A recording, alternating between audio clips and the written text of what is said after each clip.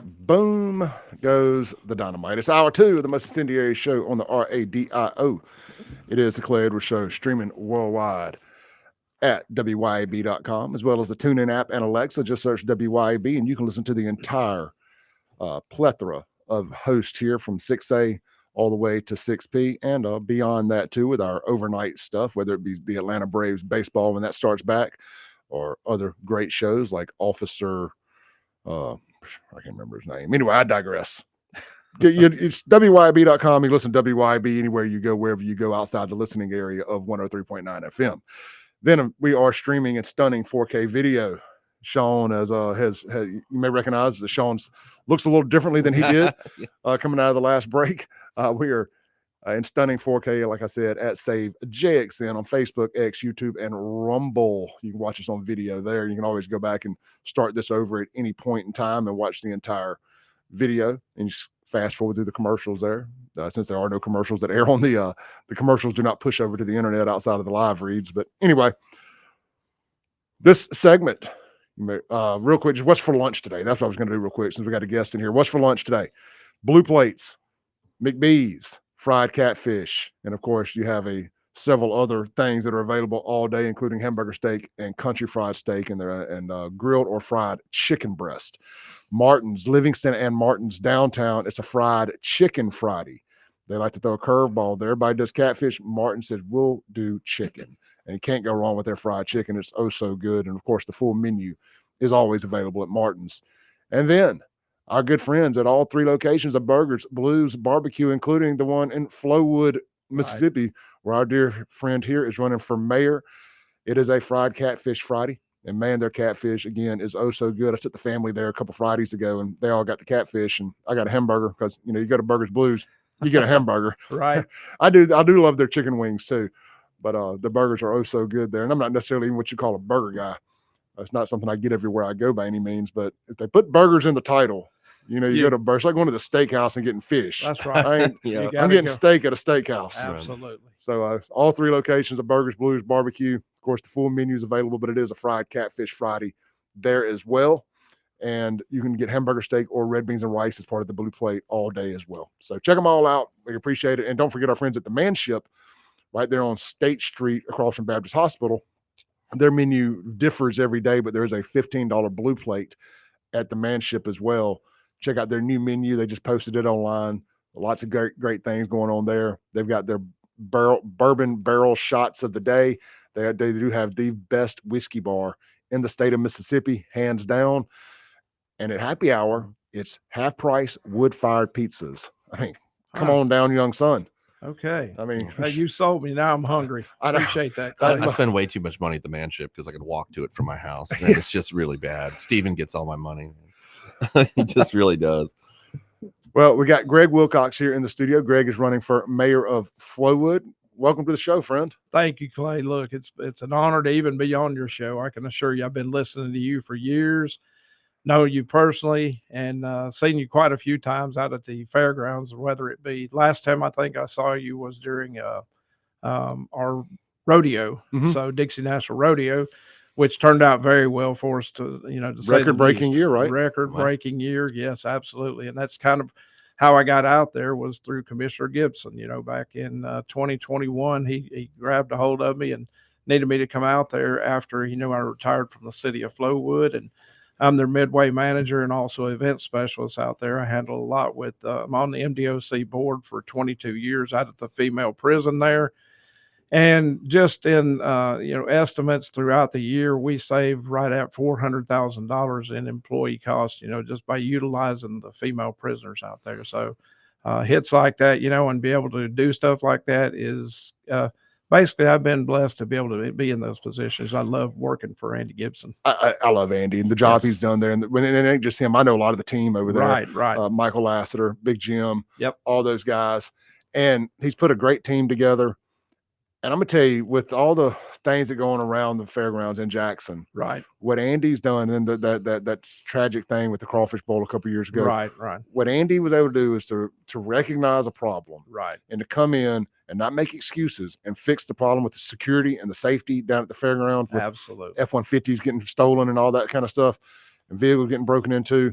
that ended. That ended completely. I mean, I'm here to tell you that's what I was discussing with Matt out there earlier. That since that incident did happen, that tragic accident did happen, or incident for Mudbug Bash, it's one of those things that's very unfortunate, but it did bring a lot of positive things that come out of that, because we have increased security, and probably one of the safest places in Jackson was going to be inside those fairgrounds. Well, there hasn't been an incident at the fair since then either. Not- I mean, the trickle down effect from that, and it realizing we have a flaw here, because you can't control stupid, unfortunately. Right. But you guys have found out a way to prevent it.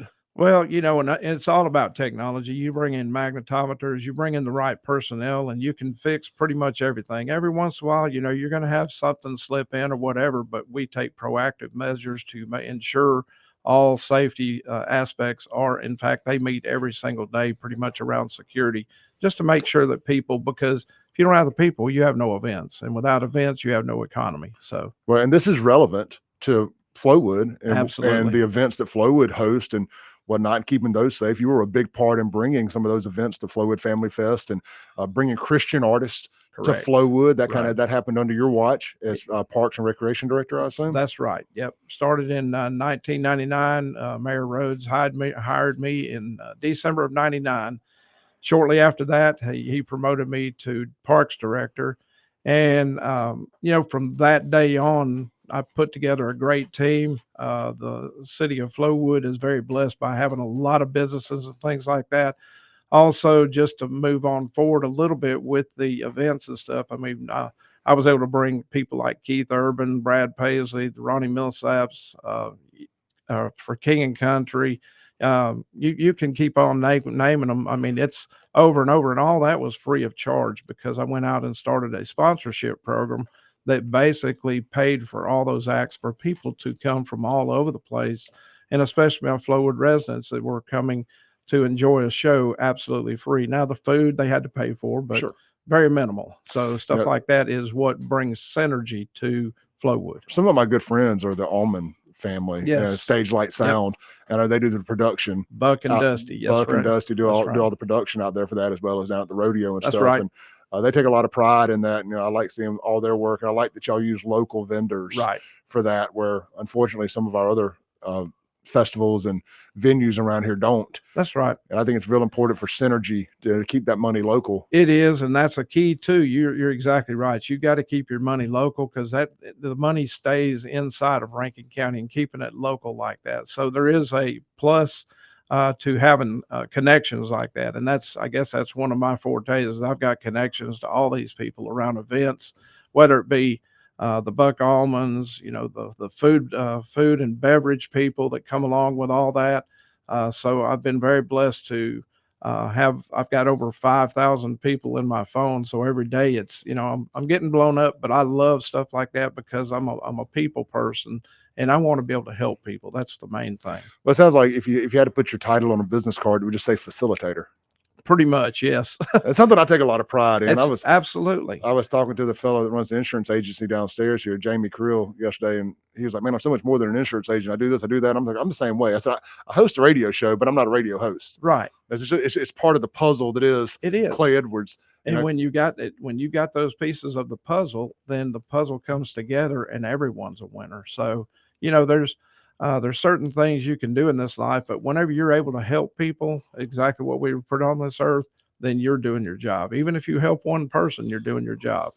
No, I agree 100%. I think all the stuff that you've learned over the years doing that, it's going to help you with facilitating, obviously, and pulling people together, and going in the time you spent working under a great leader like Andy, right, for the last couple of years, and seeing what he's done and how he manages and disperses responsibilities to folks and hires good people and lets them do their job. Like I said, I know Mike Lassiter, I know Big Jim, I know you, and I know several other folks down there whose names elude me off the top of my head here. But he allows people to do their jobs. You hire the right people. It's like our great president, Donald Trump, the second time around here, learn from his mistakes. Right. Now he's surrounding himself with, people can fight, fuss, and argue, but he's surrounding himself with people he trusts to do their job. Absolutely. And you need those. And that's what a great leader does. You don't have to be the smartest cookie in the room, but you surround yourself with those types of people that are professional in their jobs. And that's that's when you thrive, because when you surround yourself with the great people like that, you listen to them. Now, ultimately, we have to make the decisions whether we listen to them or not. But more times than not, because they've had that profession and they know, they've already been through what can work and what can't work. So if you'll listen to them and just step back and let them do their jobs without having to have your thumb on it, then everything works. Well, if you ever think you're the smartest guy in the room, you're in the wrong room. Mm-hmm. So it's kind of knowing that you're not the smartest guy in the room. And I never want to be the smartest guy in the room. No. Of course, it's not hard for me to not be the smartest guy in the room. So I'm welcomed in any room if that's the ceiling. There you go. But no, I kid. Look, we're going to take our first break. We're actually getting some questions from some local business owners that want you to address a few things out there in Flowood. Sounds great. We'll get to those and more here on the other side of the break. We got Greg Wilcox, candidate for mayor of Flowood, here in the studio with Sean Yurtkaran and myself here on this beautiful Friday as it's starting to warm up outside. I think the high today is 69 degrees, so it's going to be a great day to get out and enjoy some of the great parks and recreation we got out there in Rankin County and cities like Flowood. We'll be right back on WYAB.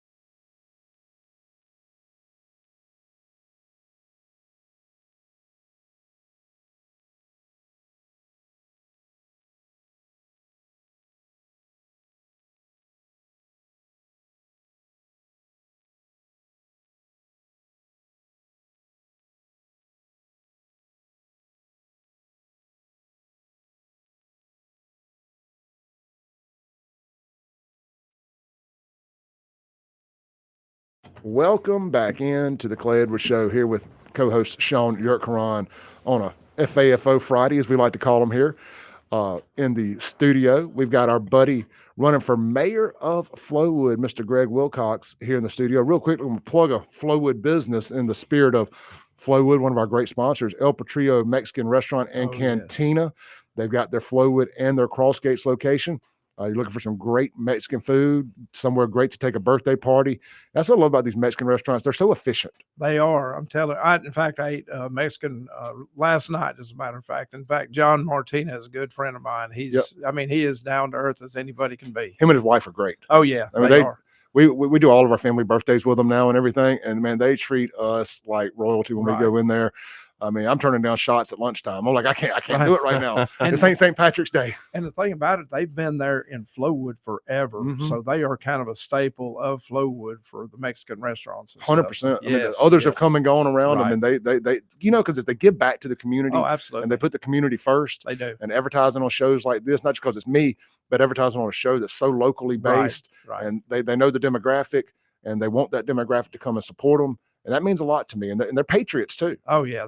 Look, straight up, I'm talking about down to earth. If you want to eat some great Mexican restaurant, you need to go over to El Patrio for sure. 100%. So y'all get out there, enjoy them this weekend, whether it's one person or 100 people, they will get you in, find you a seat, and get you served. They have got it down to a science. Absolutely. There. All right, Mr. Wilcox.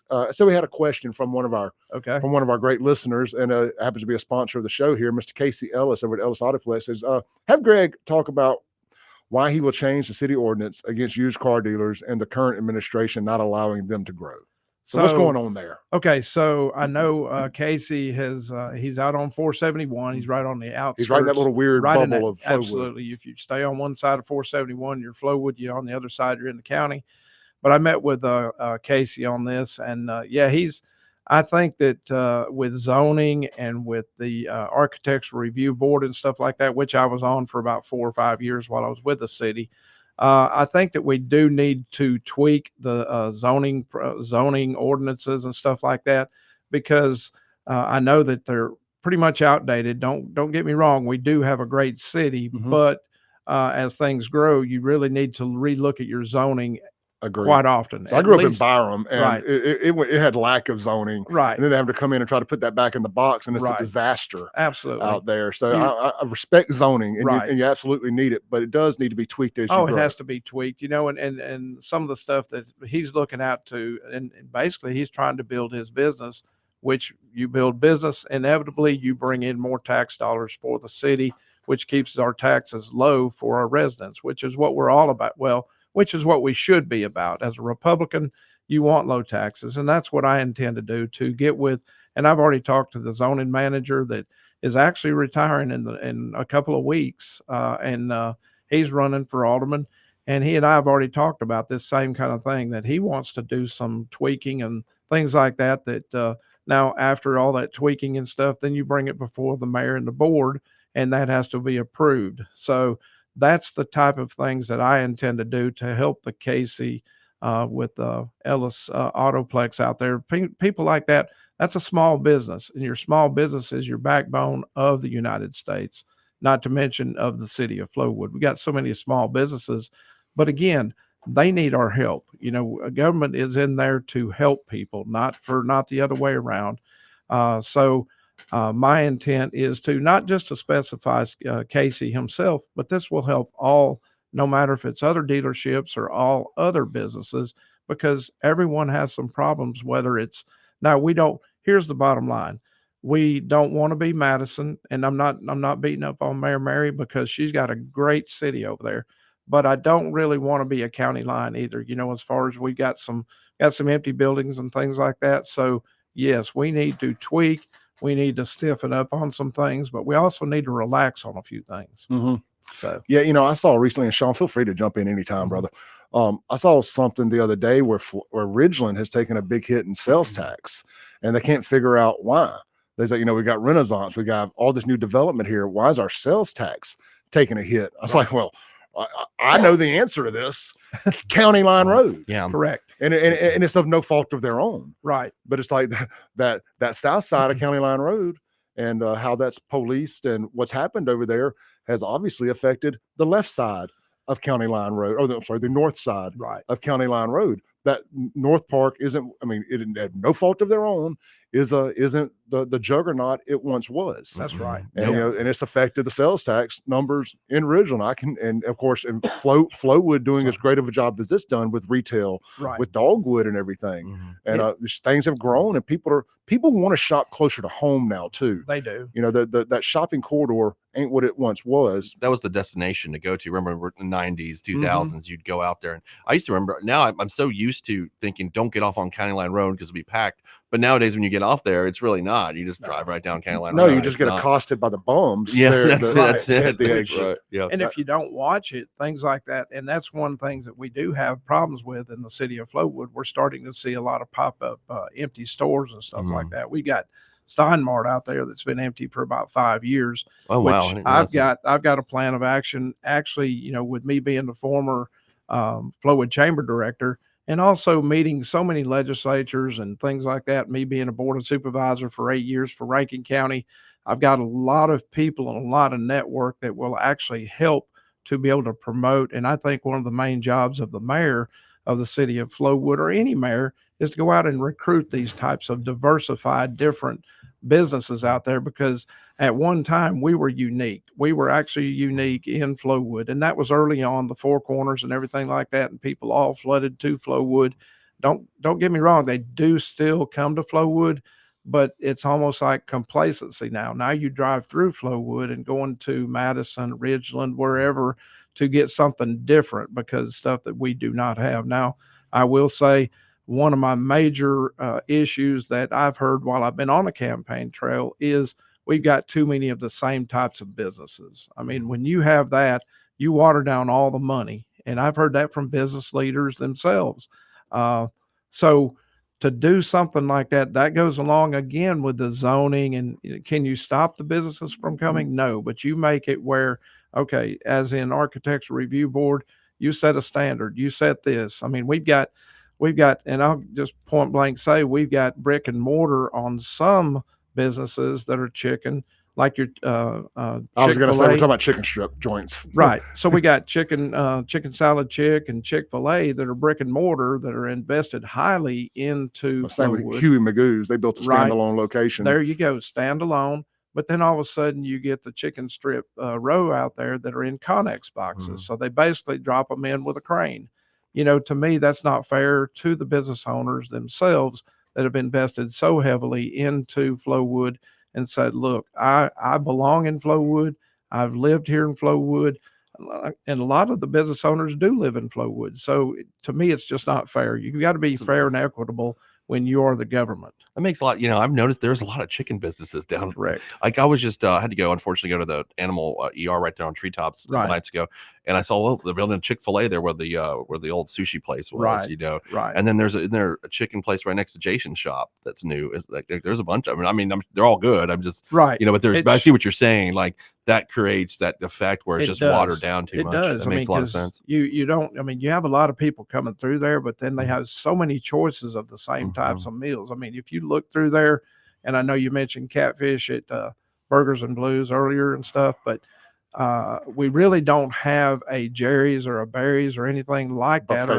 Buffet style, like a Cock of the Walk or whatever in Flowood. I mean, we got them outside. It's a great point. But, you know, we could put people like that in there because people, like you said, they like to stay local. They don't want to have to travel to go this far when they could drive right there. Well, you know, some good friends of mine have Cypress Point, the former McLean's, out there, and they do the buffet on Sundays and on the weekends and stuff. And I mean, man, it's slam jam. It is packed. You know, I can just imagine if you throttled that off by somebody opening up a seafood buffet type restaurant, buffet type place, especially a good locally owned one. Absolutely. Is Golden Corral still open? It is. It's still open and been going strong. So I mean, there's certain days that it really is packed. You have that down there, but if you put one of the big locally owned with slap dab in the middle, close to what we call the chicken strip through that Castle Woods area, you know, or maybe even taking up one of the big retail spaces that have been affected since COVID hit 5 years ago. That's correct. You know, something like that. But that'd be neat. Yeah, it would. And, there's a lot of avenues that I have looked at, and me being blessed to be able to be with the city of Flowood since 1999, I've seen the growth.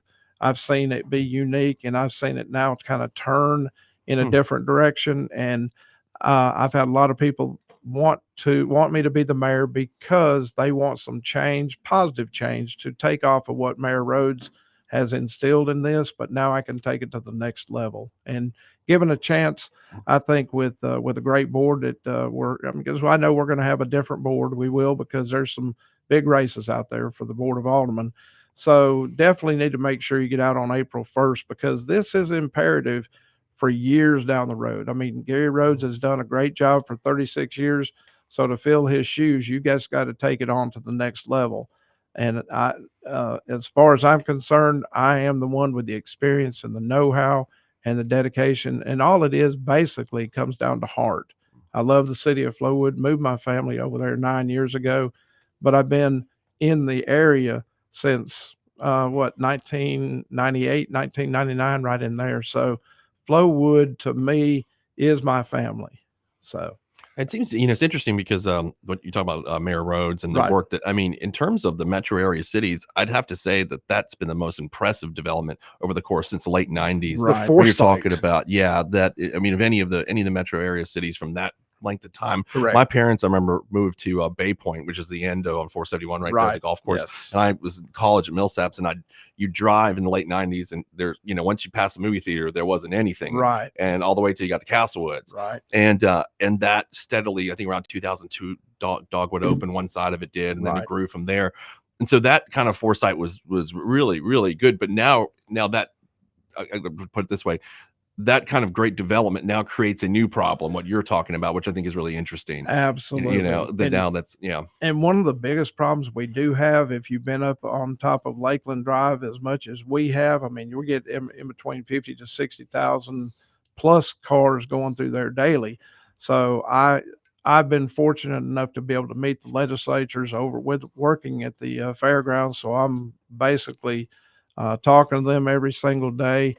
And I've been to Washington, D.C. on a few projects. So when I was a supervisor, so my main focus, again, another focus is infrastructure, because we've got to be able to move people around the West Rankin, the Parkway. The Parkway, yes. Yeah. So that one's being built right now. That's the one that connects to Pearl at Pearson Road. That's right. From Treetops. That's right. Going to cut through to Pearson Road. That's going to be so massive to open up that real estate. Yeah. Jake Wyndham's one of my good friends. I know he's been excited about it. That's going to pull those communities together. Really is. Being a Brandon resident, the Airport Parkway, coming up cross gates there behind Dogwood. That's been massive. Well, and that's where I bring this to the head of this is when I was a Rankin County supervisor for 8 years, I was able to travel to Washington, sit down with the Thad Cochrans and the Wickers and stuff like that, and be able to gather money back from the federal to be able to implement and put into both of these projects. So, I already have that experience to know how to do that. You just got to know how to work through the cobwebs and the red tape to be able to do this stuff. And I do have a plan of action to be able to make this happen. Well, now if we could just get Jackson to cut their part of the grass along the parkway there, we'd really be on to something. Right. Yes. And that, I guess that's a good piece right there too, Clay, because once I become mayor, I do want to start having a mayor, basically at least a quarterly meeting with all the mayors in the metro area and say, look, guys, we all have our specialties. What can we do to help each other? Because when we help each other and we work with each other, not fight against each other, then that helps the entire economy around here. Well, I think you're going to end up with a new mayor in Jackson as well, and I think they're going to be way more willing to cross the river and to reach out and actually work together and work in concert versus against one another. Absolutely, and that also, and a great point on that is that also will improve the airport, because that is all a piece of everything. If you got a great airport and you have the mayors coming together to help to whatever's going on inside that, we need to be able to assist, because that thing sits right in the center of Flowood, even though it's a Jackson airport. Yeah, So, same with Pearl there. correct. I mean, if they paid as much attention to the escalator not working in there as they did making sure the sign had his name spelled right, we'd really be on to something. Let's take a break real quick. We got Greg Wilcox here in the studio with Sean Yerkron and myself, Clay Edwards, on a FAFO Friday. Mr. Wilcox is asking for your vote consideration in the upcoming Republican primary on April 1st. That is correct. April 1st. For a shot at being the mayor of Flowood. Well, we got 25 more minutes or so with him. We'll be right back on WYAB.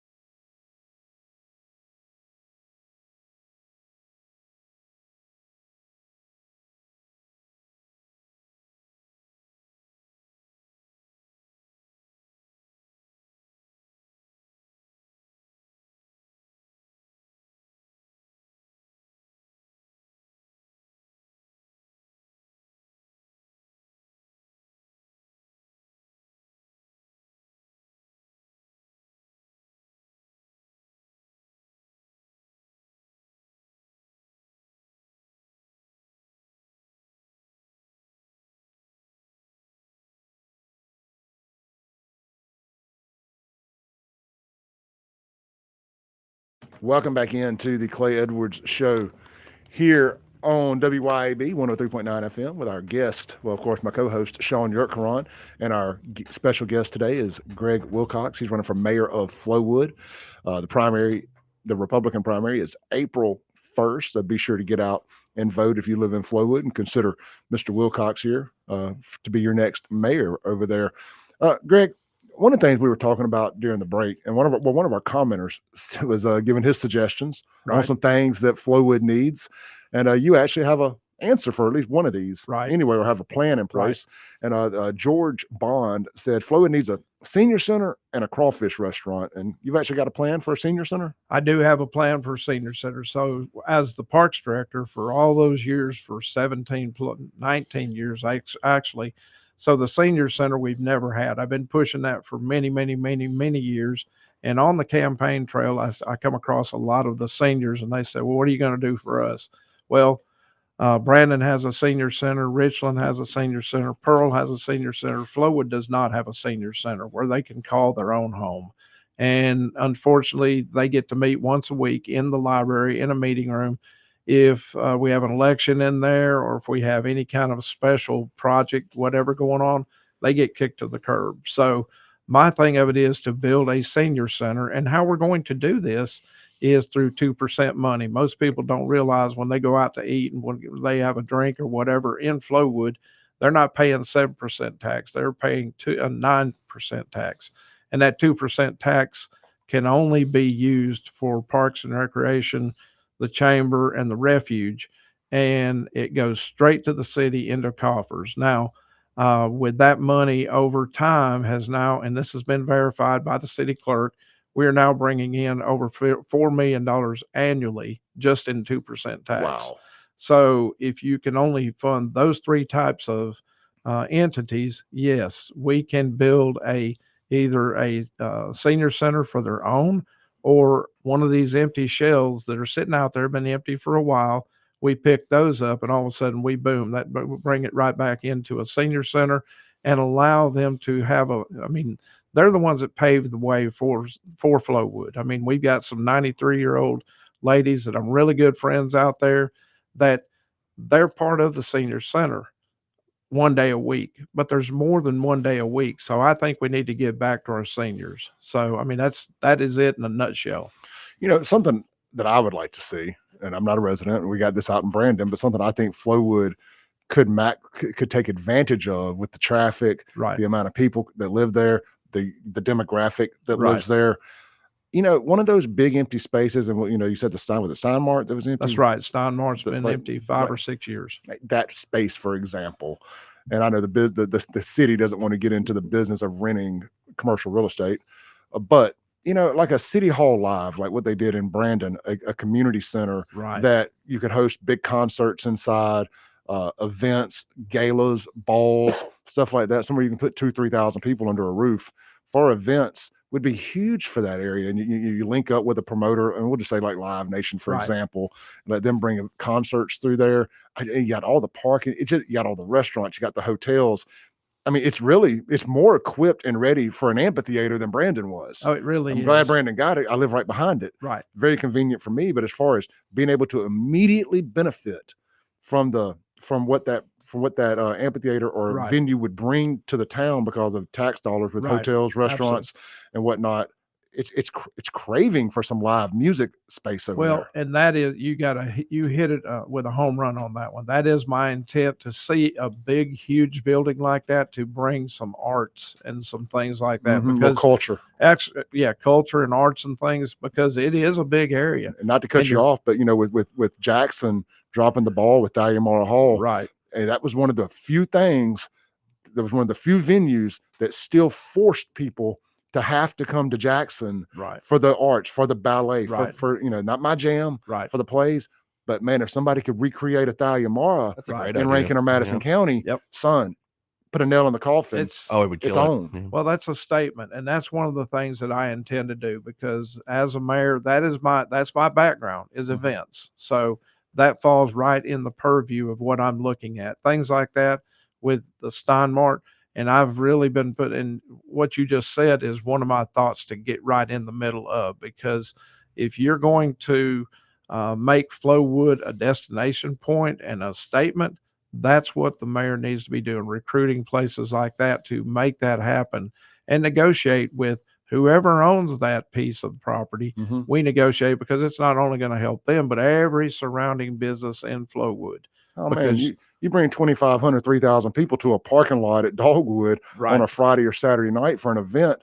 Those restaurants around there, those bars, man, that 2% tax, it's just going to continue. It's going to pay for that senior center. It's going to pay for so many things. Absolutely. And another key point to that is sponsorships, because if they're going to benefit from that, they're actually going to be putting money back into it because they're trying to sponsor and basically market their places that they want people to be able to come into. So, not only the city would be behind it with that $4 million per year annually, but also you can gather in marketing tools from these businesses to be able to make this happen. Then you get local restaurants that bid on having the catering contracts for these big events. You get guys like Buck Allman and them who benefit from bringing in, putting in the bid and getting it, for the production. These are all local businesses that will benefit from beyond just it's so much more than just ticket sales. And butts and seats. There's a lot of moving parts. I used to be a concert producer and a nightclub owner myself. So you understand that. Yes. 100%. All the, what we call the rider. Oh, the rider. Fulfilling the rider is a very expensive ordeal. And that's a lot of money that goes into fulfilling that rider for the local community. That's exactly right. That's so you and I need to be working close in hand. I didn't realize that was your background, but yes, that's my background. So yes, this is a definite need. I don't want to see a huge empty building any longer, and no one else does, because all it does, it brings in people, just the appearance starts bringing in the undesirables. They're not going to be putting any money into it. They're going to be putting the problems, and we don't want the problems. So we need a strong police force. We need a strong fire department force, which we do. We already have. So, but we need to get them out into the community even more so. And that's one thing I wanted to lead into when I say I want to bring City Hall out to the people. I want to have quarterly meetings with all of my department heads and also the alderman that represents those HOAs or wherever they represent out to the people. That way the people sometimes are more easily going to tell you what their problems are and their needs are if you go to them instead of them having to come to us. Now, last piece I will say about that, my transparency piece has already started working. I've been wanting minutes on website for years because most everyone does that. That way you can click a button, you can find out what's going on in the board meetings. So after the last couple of weeks, I've been requesting 10 years of the last minutes just to read up and see what's been going on. And all of a sudden, and then someone else did the same thing. And lo and behold, they scanned everything in. Now on the website, they've got 10 years of minutes on there for people. And kudos to City Hall and Mary Rhodes for doing that. I'm glad they did. Now, for us that aren't aware, what is minutes? Okay, so minutes are your board minutes from your board of aldermen and the mayor's. So first and third Monday of every month, they have a board meeting. So those are the minutes that's happened throughout that meeting, whether it be a building of or a zoning change or a building, allowing a building to come in, or anything from A to Z is in the minutes. You speak through the minutes. Okay. So people can actually pull that off the website and read about what's been going on and for their city, what their taxes are going for. One last thing I want to do, and then I helped to enact this when I was a Rankin County Board of Supervisor, was to have it live streamed. I want to see the meeting itself live streamed because a lot of people just can't get out and go. But if they can't watch it live stream, then they can download it and watch it later, see what's going on, and keep up with where their tax money is going. So that's a plus for, I think, everyone. I think transparency is huge. I know with Sean and I Sean is still a Jackson resident, me being a Jackson refugee out in Brandon. Now, transparency is something that lacks massively with certain cities around here. It does. And I think that just rings that sounds really, really good to people who are tired of their tax dollars going to ridiculous things. Right. And really being able to track it. Like, hey, you expect me to pay this? Well, I expect to know what it's going to. There you go. And unless you go to City Hall and say, hey, what's the deal with this? Well, it may take you a little while to find out what's up. with where the tax money is going. But if you post the minutes after every meeting, you post them, and all of a sudden they can read through. And if they've got questions on that, then all of a sudden they can contact us. But like I said, quarterly, I'm going to have my department heads and my board of aldermen, whoever represents that area, to go out there to the people. That way, it's a lot of people just don't want to come to City Hall unless they're paying their water bill. But let's get to the root of the problem so we can fix them. All right, let's take our last break. We got Greg Wilcox, a candidate for mayor of the city of Flowood, here in the studio with us. We'll be right back to land the plane for the week with Sean York-Huron and myself on the Clay Edwards Show.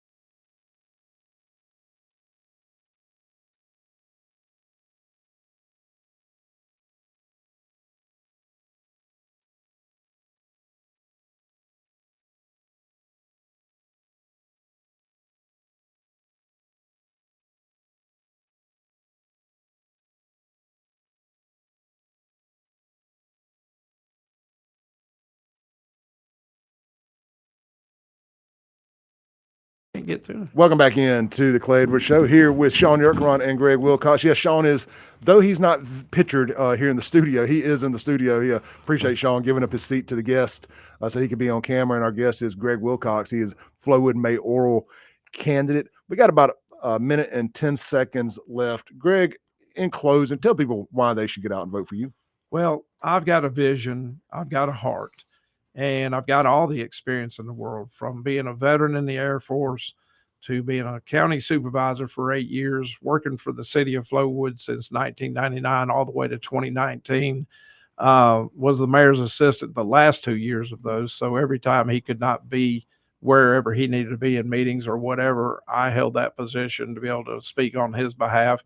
And then I retired after 2019 to bring the Flowood Chamber back, worked with all the businesses whenever everything was closing down to market them and bring them out of the red to the black, 275,000 in the black whenever I left. So look, my thing of it is experience matters to everything. I mean, if you look at the resume, if you look at my resume and my opponents, and I don't want to, I like Kathy, but don't get me wrong. I think my experience way overweighs everything we got. Greg, thank you so much for coming in, brother. Greg Wilcox, April 1st, mayor of Flowood. See y'all Monday.